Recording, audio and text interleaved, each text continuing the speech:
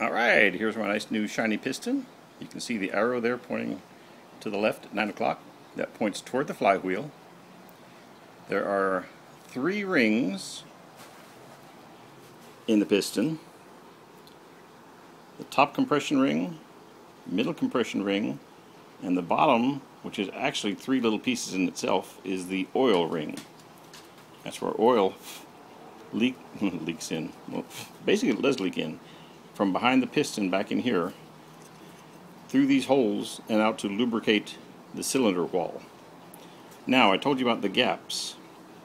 Let's find out where the gaps are. Aha! Here they are. You can see here's the gap in the top compression ring, and right here is the gap for the second compression ring. Remember I told you they weren't supposed to line up? Well, that's pretty well lined up. We should set them usually about 180 degrees apart. So one's pointing, actually, the flywheel is going to be that way. So we're going to have one open this way on this side, the other is opened on this side.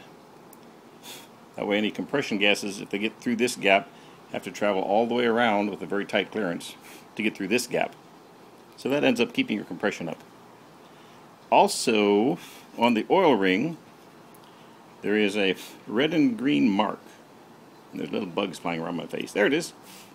That red and green mark has to be pointed up.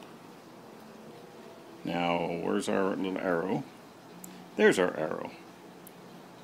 So, if we are pointed the way we're supposed to be, toward the flywheel, the red and green is, where is it? It was on the bottom somewhere. Oh, yeah, there it is. Red and green is right here on the bottom. Exactly the opposite of where it should be. So that's why I had to pull the pistons out.